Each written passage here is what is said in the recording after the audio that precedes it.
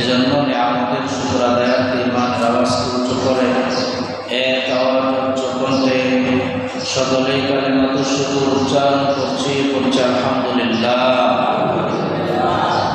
লক্ষ কোটি দুরূদ ও সালাম সাইয়্যিদুল মুরসালিন রাহমাতুল লিল আলামিন খাতামুন নবিয়্যিন সাইয়্যিদুল আম্বিয়া আশরাফুল আম্বিয়া খাতামুল আম্বিয়া হযরত মুহাম্মদুর রাসূলুল্লাহ সাল্লাল্লাহু আলাইহি ওয়াসাল্লাম। মুহতারাম হাজিরিন, গত জুমায় আলোচনা করেছিলাম কাবা ঘর পুনর্নির্মাণের ইতিহাস সম্পর্কে। আজকে আমরা কাবার গুরুত্ব সম্পর্কে আলোচনা করব। যেহেতু পবিত্র হজের মাস আগামীকাল থেকে শুরু হবে ইনশাআল্লাহ।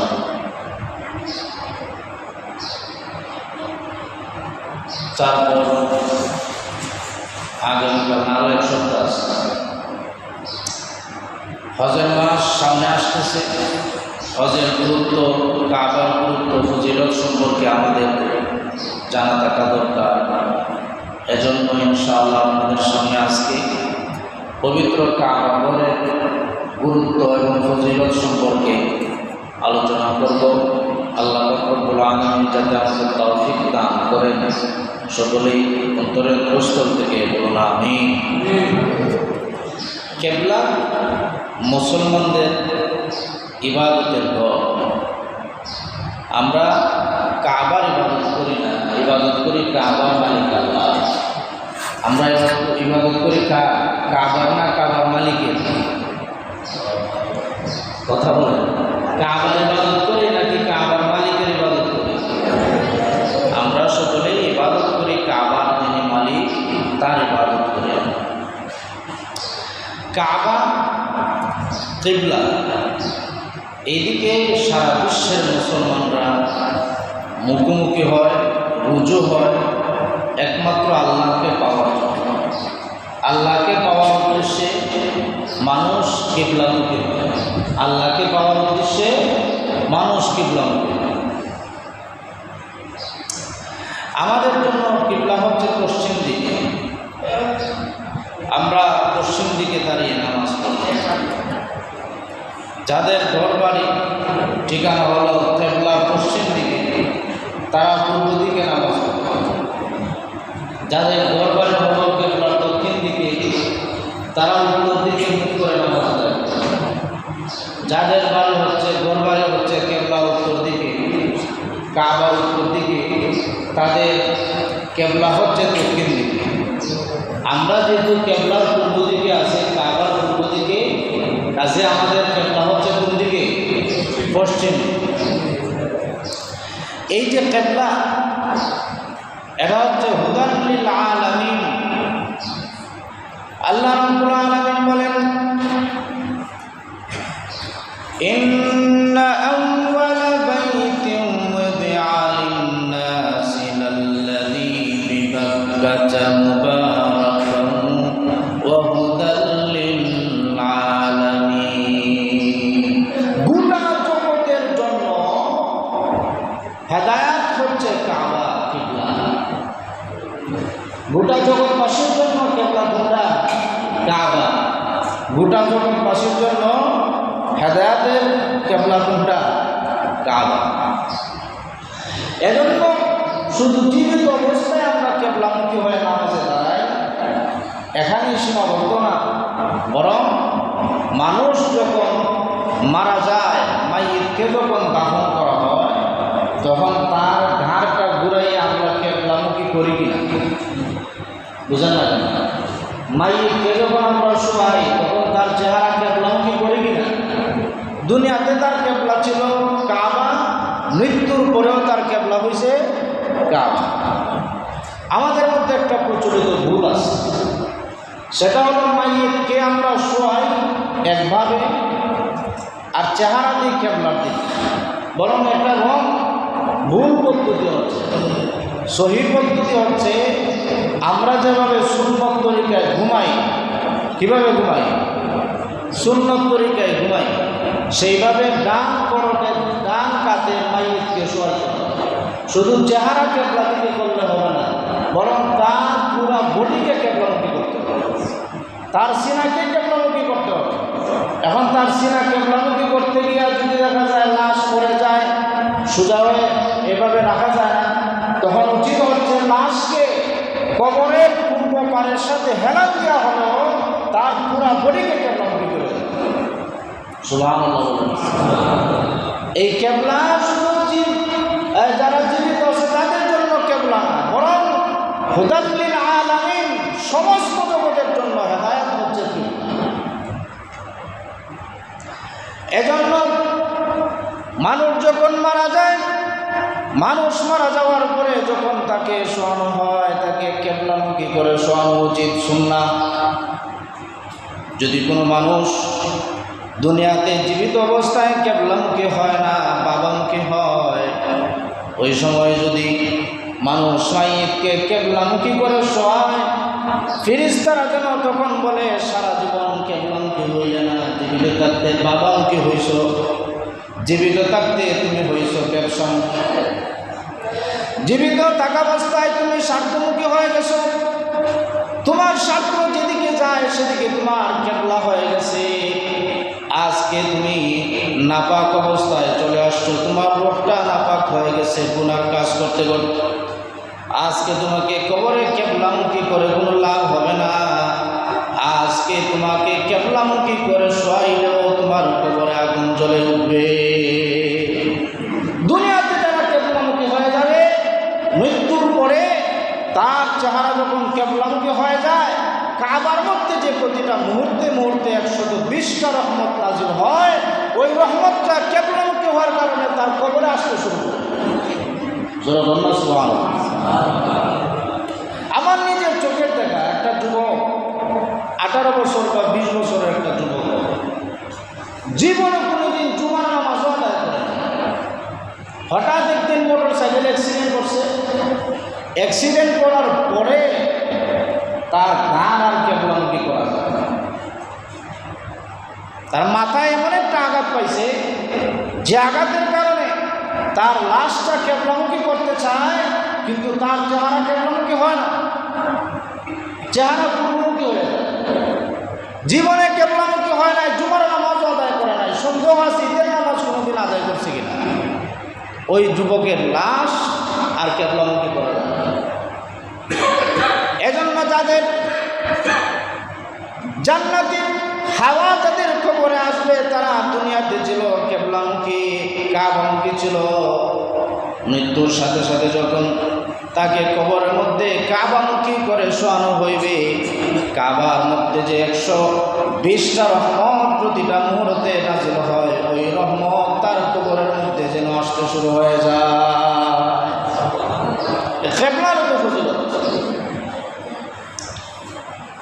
দুনিয়াতে যারা কেবলা হয়, কেবলামুখী হয় না, ইচ্ছাকৃতভাবে যারা কেবলাকে পরিবর্তন করে ফেলে, কেবলামুখী হয় না, শুধু বেনামাজি হয়ে ঘুরে। অনেক মাযহাবের ফতোয়া হচ্ছে যারা নামাজ আদায় করে না তারা কেবলামুখী হয় না, নামাজ আদায় না করার কারণে সে কাফের হয়ে গেছে, নামাজ না আদায় করার কারণে কাফের হয়ে গেছে। ইমাম আযম আবু হানিফা রাহমাতুল্লাহি আলাইহি বলেন, যে ব্যক্তি কেবলামুখী হয় না, নামাজ আদায় করে না, কাফের না হইল, সে জিন্দিক হয়ে গেছে। কাফের হয় নাই, কিন্তু তাকে হাজত বন্দি করে রাখো, কারাগারের মধ্যে তাকে বন্দি করে রাখো। দুঃখজনক ব্যাপার হলো মাযহাবের ফতোয়া হচ্ছে যারা নামাজ আদায় করে না তাদেরকে গ্রেফতার করে কারাগারে বন্দি রাখো। আর আমাদের সমাজের এমন অবস্থা হয়ে গেছে, যত নামাজি আছে তারা সবাই ভেতরে, আর যত বেনামাজি সুরবাটপার আছে এরা সবাই বাহিরে, ঠিক কিনা? যত ভালো মানুষ সবাইকে জেলখানায় পাবে, আর যত চোর বাটপার বদমাশ আছে এদেরকে দেখবেন এরা বাহিরে আরামে ঘুরা, এসি রুমের ভিতরে ঘুরা। আর যারা নামাজি তাদেরকে জেলখানায় পাবে, অথচ যারা বেনামাজি তাদেরকে জেলখানায় ভরে রাখা উচিত। সব উল্টা চলতেছে। কিবলা হচ্ছে হুদাল লিল আলামিন, আল্লাহ রাব্বুল আলামিন বলেন, ইন্না আউওয়ালা বাইতিন উযিআ লিন-নাসি লাল্লাযী বিবাক্কাতা মুবারাকান ওয়া হুদাল লিল-আলামিন। এই কিবলা, এই কাবা, এটা সমস্ত জগতের জন্য হেদায়েতের মাধ্যম। তাহলে শুরুতে বলছিলাম, আমরা কাবার ইবাদত করি না কাবার মালিকের ইবাদত করি? বুঝে থাকলে জোরে বলেন, কাবার ইবাদত করি না কাবার মালিকের ইবাদত করি? কাবার মালিকের ইবাদত। একটা কিবলা থাকতে হবে। যদি একটা কিবলা থাকে না, তাহলে মানুষ এক একজন এক এক দিকে মুখ করে আল্লাহর ইবাদত করবে। সবাই যে এক আল্লাহর গোলাম, সমস্ত মানুষ যে এক আল্লাহর সৃষ্টি, এটা বুঝাতে হবে একটা কেবলা নির্ধারণ করে। ওই কেবলাটা হচ্ছে আমাদের কাবা শরীফ। এই কেবলায় কাবা শরীফের উপরে এর আসল বরাবর উঁচু স্থান হচ্ছে আপনার মসজিদে বাইতুল মামুর যেখানে আছে, আর সে আজিমে বাইতুল মামুরের সরাসরি নিচে হচ্ছে আল্লাহর ঘর কাবা।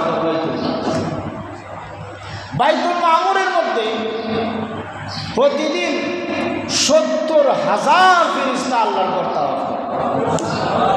যে 70,000 ফেরেশতা একবার তাওয়াফ করবে কিয়ামতের আগে, আর তারা এই বাইতুল মামুর আল্লাহর ঘর তাওয়াফ করার কোনো সুযোগ তারা পাবে না। এত হাজার হাজার কোটি কোটি মিলিয়ন বিলিয়ন ফেরেশতা আল্লাহ প্রতিদিন সৃষ্টি করেন, আর তারা প্রতিদিন আল্লাহর ঘর বাইতুল মামুর তাওয়াফ করে। আর একটু জোরে কন্যা সুবহানাল্লাহ। এই যে বাইতুল মামুরের বরাবর নিচে যে কাবা ঘর আছে, এই কাবা ঘরের মধ্যে প্রতিটা মুহূর্তে 120টা রহমত আল্লাহ নাযিল করে। মুফাসসিরিনে কেরাম বলেন, কোনো মানুষ যদি একটা রহমতের মালিক হয়ে যেতে পারে, কয়টা রহমত? একটা রহমতের মালিক যদি কোনো মানুষ হয়ে যাইতে পারে, তার জন্য জাহান্নাম হারাম হয়ে যাবে, জান্নাত ওয়াজিব হয়ে যাবে। ওই জায়গায় আল্লাহ রাব্বুল আলামিন 120টা রহমত নাযিল করেন। যারা তাওয়াফ করে না, যারা কোনো ইবাদত বন্দেগীতে লিপ্ত না, শুধু কাবার দিকে তাকাই আছে, কোনো ইবাদত করে না, মুখেও আল্লাহর নাম জপে না, তাসবিহ জপে না, কিচ্ছু করে না, শুধু দাঁড়ায় তাকাই আছে, তার উপরে আল্লাহ 20টা রহমত নাযিল করেন। ওই কাবা ঘরের চত্বরে যাওয়ার আকাঙ্ক্ষা আমাদের আছে না নাই? আল্লাহ রাব্বুল আলামিন আমাদের সকলকে ওই কাবা চত্বরে যাওয়ার এবং মাকবুলভাবে জিয়ারত করার, তাওয়াফ করার তৌফিক দান করুন, বলুন আমিন। গত জুমায় বলেছিলাম যে কাবা ঘরের নিচ থেকে কি সৃষ্টি হয়েছে, কাবা ঘরের নিচ থেকে কি সৃষ্টি হয়েছে। মানুষ শুধু কাবামুখী কেন হয়? যে একবার হজ করে আসে, সে টাকা খরচ করে আবার যেতে চায়। অনেক সময় দেখা যায় মুসলমানরা শুধু নয়, যারা অমুসলিম কাফের আছে, তারাও কাবা জিয়ারত করার জন্য বেকুল হয়ে যায়। তাদের পাসপোর্ট চেঞ্জ করে ফেলে, রিলিজিয়ন মুসলিম লিখে দেয়, লিখা মুসলমান পরিচয় দিয়ে তারা কাবা চত্বরে ঘুরে আসার জন্য বেকুল হয়ে যায়। শুধু মুসলমান না, বেঈমান কাফেররাও সেখানে যাওয়ার জন্য তারা উদ্বিগ্ন হয়ে থাকে। এর কারণ হলো মানুষের সৃষ্টির সূচনা হচ্ছে ওই জায়গা থেকে। আল্লাহ রাব্বুল আলামিন প্রথমে একটা মুক্তা সৃষ্টি করছেন। বুঝে থাকলে বলেন, প্রথমে আল্লাহ কি সৃষ্টি করছেন? কি সৃষ্টি করছেন? একটা মুক্তা।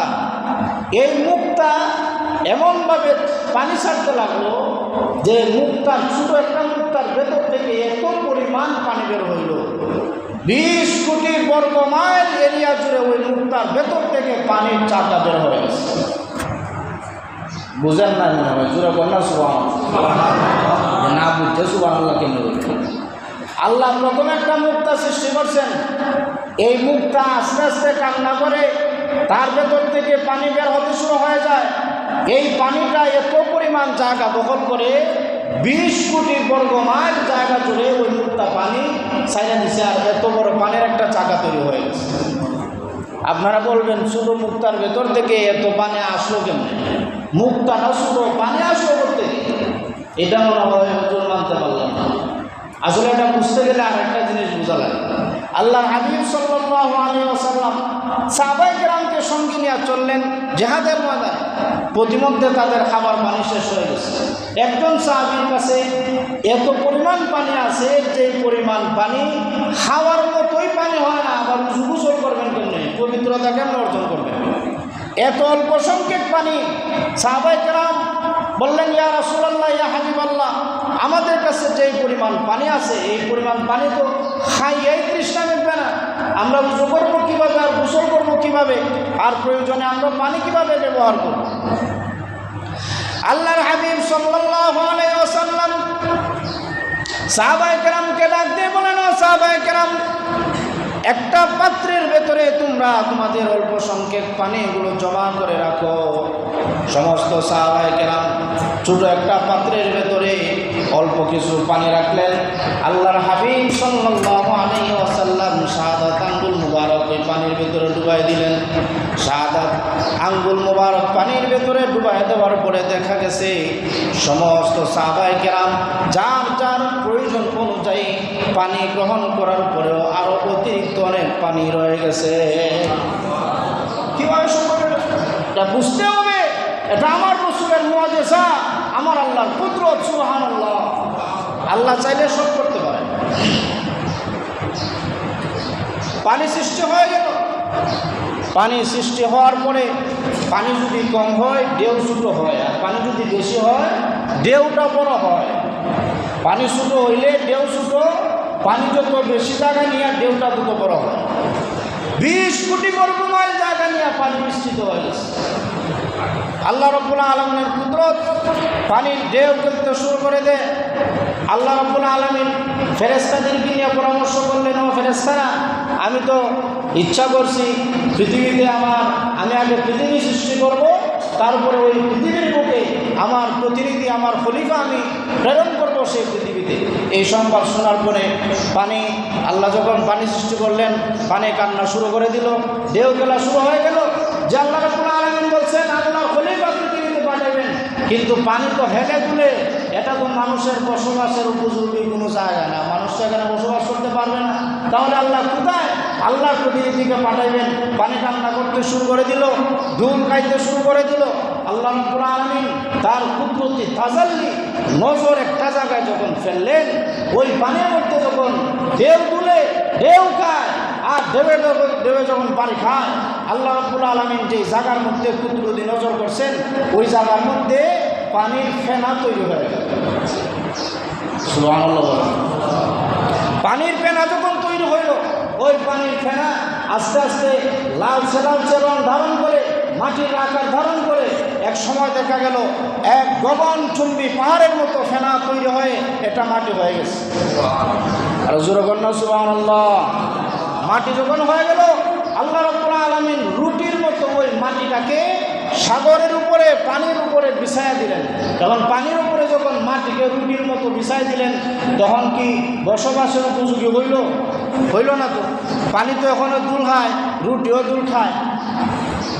জমিন নড়াচড়া করে, জমিন যখন নড়াচড়া করে, জমিন তো কান্না করে, আল্লাহ তোমার প্রতিনিধি কোন জায়গায় পাঠাইবা, এখানে তো মানুষের বসবাসের উপযোগী হইল না। তখন আল্লাহ রাব্বুল আলামিন পেরেক নামক পাহাড় গেড়ে দিলেন। যেই পাহাড় এত ওজনদার পাহাড় হয়েছে, যেই পানির উপরে মাটিটা নড়াচড়া করতো, পেরেক গেড়ে দেওয়ার কারণে, পাহাড় গেড়ে দেওয়ার কারণে আর মাটি নড়াচড়া করে না, নড়াচড়া বন্ধ হয়ে গেছে। তারপর আল্লাহ রাব্বুল আলামিন হযরত জিবরাইল আলাইহিস সালাতু ওয়াস সালামকে বললেন, জিবরাইল যাও, তোমার জমিন থেকে তুমি জমিনের চামড়া উঠাইয়া নিয়ে আসো, জমিনের চামড়া উঠাইয়া নিয়ে আসো। জিবরাইল আলাইহিস সালাতু ওয়াস সালাম আসলেন জমিনে, আর জমিনের মধ্যে যখন আসলেন, আয়েশা বললেন, আমি তো চামড়া উঠে দিয়ে আসছি, জমিন কোনো কথা বলে না। তিনি চলে গেলেন, গিয়া বললেন, আল্লাহ আনতে পারি নাই তো। পাঠাইলেন মিকাইল আলাইহিস সালাতু ওয়াস সালামকে। হযরত মিকাইল আলাইহিস সালাতু ওয়াস সালাম আসলেন, আয়েশা তিনিও ফিরে গেলেন। তারপর আল্লাহ পাঠাইলেন হযরত ইসরাফিল আলাইহিস সালাতু ওয়াস সালামকে। তিনি আসলেন, এসে দেখেন জমিন কোনো কথা বলে না। তিনি ওকে বললেন, আল্লাহ জমিন তো কোনো কথা বলে না, চামড়া কেমনে উঠাইব? আগে তো জমিন তো অনুমতি দিতে হবে। জমিন অনুমতি দিল না। আল্লাহ রাব্বুল আলামিন পাঠাইলেন মালাকুল মউত, আমরা যাকে আজরাইল আলাইহিস সালাম বলে চিনি। মালাকুল মউত আয়েশার কোনো কথা নাই, আয়েশাই তামাইয়া একবারে জমিনকে চূর্ণ বিচূর্ণ করে তার গায়ের যে চামড়া আছে ওই চামড়া উঠাই আল্লাহর গায়ে নিয়েছে। সুবহানাল্লাহ বলেন। আল্লাহ রাব্বুল আলামিন বলেন ঠিক আছে, তাহলে বোঝা যায় মানব জাতির প্রাণ বাহির করার জন্য তোমার মতো আজরাইলই দরকার। সুবহানাল্লাহ বলেন। ওই আজরাইল মানব জাতির প্রাণ বাহির করার জন্য নিয়োজিত হয়ে গেল। তারপরে আল্লাহ রাব্বুল আলামিন ওই জমিনের যে চামড়া আছে ওই চামড়া থেকে আল্লাহ রাব্বুল আলামিন পয়গম্বর আদম আলাইহিস সালাতু ওয়াস সালামকে বানাইলেন। আদম আলাইহিস সালাতু ওয়াস সালাম যে চামড়া, দুনিয়ার চামড়া পীর থেকে তৈরি হলেন, এই চামড়ার নাম হলো আদিম। আদিম মানে পুরাতন। ওই চামড়ার নাম কি? আদিম। তো আল্লাহ রাব্বুল আলামিন আদম আলাইহিস সালাতু ওয়াস সালামকে বানাইলেন।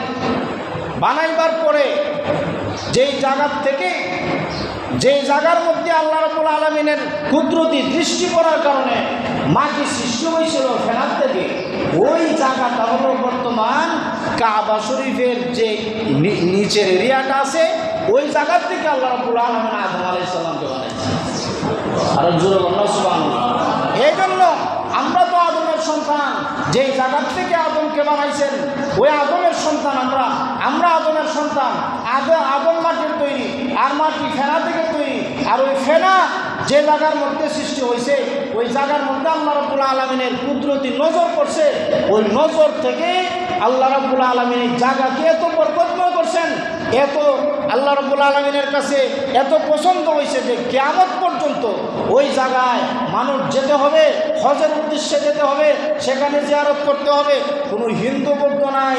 অনেক সময় দেখা যায়, আগেই বললাম যে মুসলমান হওয়া লাগে না, ওই কাবা জিয়ারত করার জন্য মুসলিমরা বেকুল হয়ে যায়। কেন বেকুল হয়ে যায়? তার সৃষ্টির সূচনা হচ্ছে ওই জায়গার থেকে, যার কারণে নারীর টানে সেখানে চলে যায়। অনেক সময় দেখা যায় যে লন্ডন আমেরিকা গিয়ে এমনভাবে সে স্টাবলিশ সেটেল হয়েছে, হ্যাঁ, তার বাংলাদেশে আসার কোনো প্রয়োজন নাই। তার সদ্য গোষ্ঠী হানে গেছে গিয়ে আমেরিকা, বাংলাদেশে তার কোনো আপনজন নাই। তারপরেও মাঝে মাঝে বাংলাদেশে আসে। তার জন্মস্থান ছিল এখানে, তার জন্মস্থান এখানে, তার দাদার জন্মস্থান এখানে, বাবার জন্মস্থান এখানে।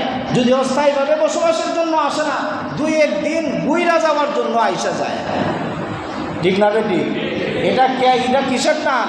জন্মস্থানের টান। মানুষের জন্মস্থানের যেভাবে টান আছে, সৃষ্টির যে সূচনা যেই জায়গা থেকে ওই জায়গারও মানুষের টান আছে। এজন্য বাইতুল্লাহ যারা জিয়ারত করে, টাকা খরচ হইলেও একবার জিয়ারত করলে আবার যেতে চায়। আর যারা কোনোদিন যায় না, তাদের মনটা বেকুল হয়ে থাকে, কোন দিন জানে আল্লাহ রাব্বুল আলামিন ওই জায়গার মধ্যে আমাদেরকে দেবেন। এজন্য পয়গম্বর ইব্রাহিম আলাইহিস সালাতু ওয়াস সালাম যখন বাইতুল্লাহ নির্মাণ করলেন, নির্মাণ করার পরে আল্লাহ রাব্বুল আলামিন পয়গম্বর হযরত জিবরাইল আলাইহিস সালাতু ওয়াস সালামকে পাঠাইলেন। বললেন, জিবরাইল যাও, পয়গম্বর আমার খলিল ইব্রাহিম আলাইহিস সালাতু ওয়াস সালামকে গিয়া বলো, তিনি যেন তার সমস্ত পৃথিবীর যত সন্তানেরা আছে সব সন্তানদেরকে যেন তিনি জানাইয়া দেন, হজের আহ্বান করেন। সুবহানাল্লাহ বলবেন না? হযরত জিবরাইল আলাইহিস সালাতু ওয়াস সালাম এসে বললেন, আল্লাহর খলিল, আল্লাহ রাব্বুল আলামিন বলছেন আপনি হজের আহ্বান করার জন্য মানুষকে আপনি ডাকবেন হজের দিকে, কাবা জিয়ারতের দিকে ডাকবেন। ইব্রাহিম আলাইহিস সালাতু ওয়াস সালাম বললেন, আমি তো মানুষ, আমার আওয়াজ তো বেশি দূর যাবে না, অল্প কিছু মানুষ শুনবে, আশেপাশে তো মানুষও নাই, কে শুনবে আমার আওয়াজ? জিবরিল আলাইহিস সালাতু ওয়াস সালাম বলেন, আপনি শুধু আহ্বান করেন প্রত্যেকটা মানুষের কানে কানে, শুধু যারা দুনিয়াতে আছে তাদের কানে নয়, মায়ের গর্ভে যে সন্তান আছে, রূহ জগতে যাদের রূহ সৃষ্টি হয়ে গেছে, প্রত্যেকের কানের ভেতরে কাবার যে দাওয়াত আছে, হজের দাওয়াত আমরা পৌঁছে দেব। জিবরাইল আলাইহিস সালাতু ওয়াস সালাম বলেন, আপনি শুধু ডাক দেন, আর আপনার ডাকে যারা সাড়া দিবে, যারা বলবে লাব্বাইক আল্লাহুম্মা লাব্বাইক, লাব্বাইক লা শারীকা লাকা লাব্বাইক, ইন্নাল হামদা ওয়ান নি'মাতা লাকা ওয়াল মুলক লা শারীকা লাক, যারা যতবার এই তালবিয়া না মায়ের পেটে থেকে রূহ জগতে থেকে যারা যতবার এই তালবিয়া পাঠ করেছে, তারা পৃথিবীতে ততবার আল্লাহর ঘর জিয়ারত করবে। আর একটু জোরে কন্যা সুবহানাল্লাহ। এজন্য কাবা জিয়ারতের জন্য আল্লাহর কাছে তৌফিক চাওয়া লাগে। অনেক মানুষ আছে কোটি টাকার মালিক, কিন্তু হজ তার কপালে নাই। অনেক মানুষের টাকা পয়সা নাই, কিন্তু আল্লাহ রাব্বুল আলামিন তাকে হজের ব্যবস্থা করে দেয়। এজন্য একটা দোয়া আছে, আল্লাহুম্মা রযুকনাল হাজ্জা ওয়াল উমরাতা ওয়াজআলহু মুকাফফিরান লিযুনুবিনা ওয়াজআলহু জিয়ারাতাল হাবিবিল মুস্তাফা ওয়ারযুকনা জিয়ারাতাল হাবিবিল মুস্তাফা ওয়া শাফাআতাহু ইয়াউমাল কিয়ামাহ। আল্লাহর কাছে আমরা এইভাবে দোয়া করি, আল্লাহ আমাদেরকে হজ উমরা করার তৌফিক দেও, আর এমনভাবে তৌফিক দেও এই হজ উমরা যেন আমাদের গুনাহ মাফের জন্য যথেষ্ট হয়ে যায়, আর আমাদেরকে হাবিব মুহাম্মদ সাল্লাল্লাহু আলাইহি ওয়াসাল্লামের রওজা জিয়ারত করার তৌফিক দেও, আর কিয়ামতের ময়দানে নবীজির সুপারিশ নসিব করে দেও। সুবহানাল্লাহ। এই যে দোয়া আছে, এই দোয়াটা যদি প্রত্যেকে মুখস্থ করেন, আল্লাহর কাছে দোয়া করেন, ইনশাআল্লাহ আল্লাহ রাব্বুল আলামিন আমাদেরকে আল্লাহর ঘর বাইতুল্লাহ জিয়ারত করার তৌফিক দিবেন। বলুন আমিন। যারা কাবা ঘর জিয়ারতে যায়, কাবা তাওয়াফ করতে যায়, আল্লাহর হাবিব সাল্লাল্লাহু আলাইহি ওয়াসাল্লাম বলেন, যারা আল্লাহর ঘর জিয়ারত করে তাওয়াফ করে, তাদের তাওয়াফের পরে তারা এমনভাবে পবিত্র হয়, সদ্য প্রসূত একটা নবজাতক শিশু যেভাবে পুত পবিত্র থাকে, তার কোনো গুনাহ থাকে না। আল্লাহ রাব্বুল আলামিন যারা তাওয়াফ করে তাদেরকে সেভাবেই পবিত্র করে দেয়। আর একটু জোরে বলুন সুবহানাল্লাহ। এই তাওয়াফ, এই হজ এত সহজ না। সেখানে গেলে বোঝা যায় মানুষের ঠেলায় মানুষ মরে, যৌবন থাকতে যাওয়া লাগে, শরীরে যখন পার্থক্য চলে আসে ঠেলা দিলে উল্টো করে জায়গা, আর এক পেটে হাত বইরে না হাতুরা সদস্যমা দেওয়ানি লাগে, তাওয়াফ করানি লাগে। এইভাবে দুর্বল হইলে পরে বাংলাদেশের হাসলত দিচ্ছে, মানুষ যখন দুর্বল হয়ে জায়গা, যখন দাঁড়িয়ে দূরে হাইকে জায়গা, আর চুরি বাটপারি করার আর কোনো তৌফিক থাকে না, যে এখন চুরি করতে গিয়ে ধরা খাইমো, গাঁথা ঘুরতে গিয়ে ধরা খাইমো। এখন সিনেমা দেখলাম আমি করবো বুড়া বেড়া দাঁড়ি উড়ে হাইকে গেছিয়া, তুমি উৎকাইছি বুঝি সিনেমা দেখতায়, এখন দেখা যায় বাটপারে করলে মাঞ্চ হবো একটা খবরে গেছি গিয়া উৎকাইছো বাটপারে করতায়, দালালি করলে মাঞ্চ হইব এখন মরে যায় ভেগা, এখনও দালালির টাকা ফুলাফুরি রেখা পাইতায়। ওই সমস্ত কথা যখন মানুষ হয়, ওই সময় মানুষ হয় উকা হজ যাইবার সময় হয়েছে, একবারে হজ গিয়া তাওয়াফ কইরা একবারে গুনাহ মাফ কইরা একবারে নিষ্পাপ হইয়া পারি তাইমো, আর হজ হাজি লাগাইবার পরে কয়েকদিন পরে মরিছি গিয়া মানুষ হইব হাজি সাহেব মারা গেছে। সারা জীবন চুরি বাটপারি কইরা এখন মানুষ কিতা কইব আজ হিসাব মারা গেছেন। এভাবে হজ করলে তো হজ তো কবুল হওয়া দরকার। আল্লাহর কাছ থেকে যদি মাফ চাইতে চান, হাজরা আসওয়াদে ছোঁয়া দিতে চান, যৌবন থাকা দরকার, শক্তি থাকা দরকার। এই ডেট করতে একসময় মরে জায়গা পরে এখন ফুলাফুলি হয় যে আব্বার তো ইচ্ছা আছিল, ওসিয়ত আছিল, বদলি হজ করাইতাম, এখন হারাতানে করাইতাম। এখন দুঃখের কথা হারে হইতাম যে বদলি হজও করাইন, আর একজন আজি সাপড়ে দিয়া ইমাম সাপড়ে চোখও লাগে না, মাতুন না বদলি ওয়াজ করে না, আর একজন আজি সাহেবের দেয়া, আর ইমাম সাহেবের টাকা পয়সা নাই, ইমাম সাহেবের চোখও লাগে না। বদলি ওয়াজ করাইতা যে বেটার ভিসা নামাজ করেন না আসতো, হে বেটারে দেন না বদলি ওয়াজ করেন, যে বেটার আজি সাহেব বানায় না, আর একজন আজি সাহেব বদলি ওয়াজ করে। এটা মনের একটা দুঃখের কথা বললাম, আপনারা আবার আসে আমার হয়তো বদলি ওয়াজ করে নিলে পরে আমার ওজ হইতো না। এটা ওই তখন আজকে এক বেটা আতর দিছে আমারে, আমি ওই আপনারা আতর না খাইছিলেন আমি সকালে, তাই আমি কইলাম এটা কি আতরটা একেবারে নি, মানে একেবারে কইয়া কথাটা হাঁটাইছি যে একবার লাগাইলে মনে গন্ধ জানা হয়, বুঝছি আপনারা আতরটা দেলানি লাগবো। বেটা খুশি হইয়া দিছে না বেজার হইয়া দিছে আপনারাই জানেন। তখন আইবার সময় যখন আতর মাখছে ওই তখন বইটা কিতে হয়েছে আতর হইলে আমার বান্ধবী নষ্ট হয়েছে। ওই আইবার সময় যখন না বান্ধবী বলতাম পারি না, এখন কিতা করতাম পারি, এই কারণে খুশি হইয়া আল্লাহ রাস্তায় দিলেও খুশি হইয়া দিবা, আর গাইলেও খুশি হয়ে গাইলে বেজার হয়ে কোনোদিন করি। এই জন্য হজ হচ্ছে আল্লাহ রাব্বুল আলামিনের কাছ থেকে যদি আমরা তৌফিক চেয়ে আনতে পারি, আল্লাহর কাছে কান্না রুনাজারি করে আমরা আল্লাহর কাছে চাইতে পারি যে আল্লাহ আমরা তো তৌফিক নাই, টেকা টাকার নাম তৌফিক না, টেকা টাকার নাম কিতা না, আরো জোরে বল না, টেকা টাকার নাম তৌফিক না, টেকা থাকলেও মানুষ যাইতে পারে না। এই জন্য আমাদেরকে যাতে আল্লাহ রাব্বুল আলামিন আল্লাহর ঘর জিয়ারত করার তৌফিক দান করেন। পাশাপাশি হজের সাথে সাথে যেন আল্লাহর হাবিব সাল্লাল্লাহু আলাইহি ওয়াসাল্লাম নবীজির রওজা জিয়ারত করার তৌফিক আল্লাহ রাব্বুল আলামিন আমাদেরকে দান করেন। সবাই বলুন আমিন। ওই কাবা করে গেলে পরে কি হবে? ওই কাবা করে যে যাবে এক রাকাতে 1,00,000 রাকাতের সওয়াব পাবে। আর একটু জোরে বলুন সুবহানাল্লাহ।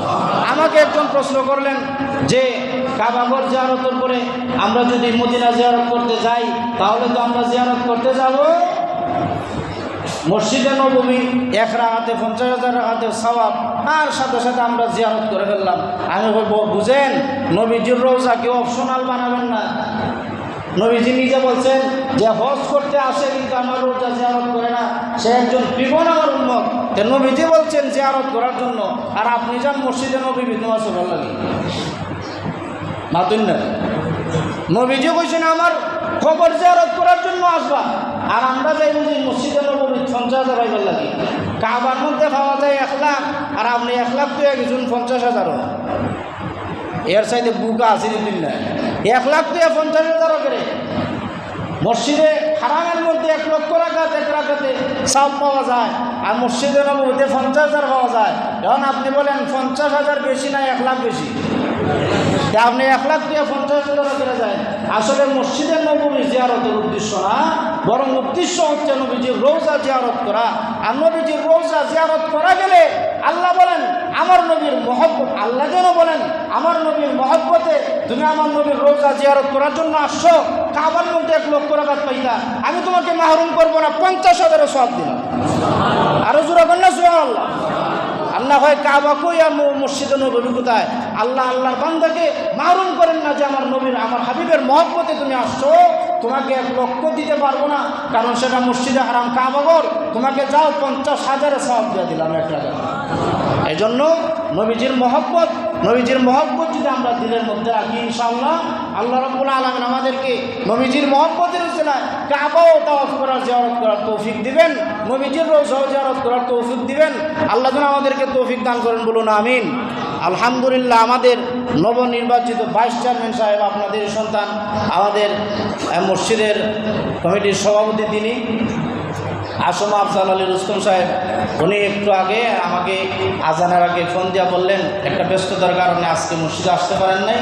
ওনার পক্ষ থেকে আমি আপনাদের কাছে কৃতজ্ঞতা জানাতে বলছেন এবং শুভেচ্ছা জানাতে বলছেন। পাশাপাশি দোয়া চেয়েছেন উনি যেন সুন্দরভাবে এবং ন্যায়নিষ্ঠার সাথে, মানবতার সাথে যাতে উপজেলা পরিষদ তিনি পরিচালনা করতে পারেন, আমাদের সকলের কাছে তিনি আন্তরিকভাবে দোয়া চেয়েছেন।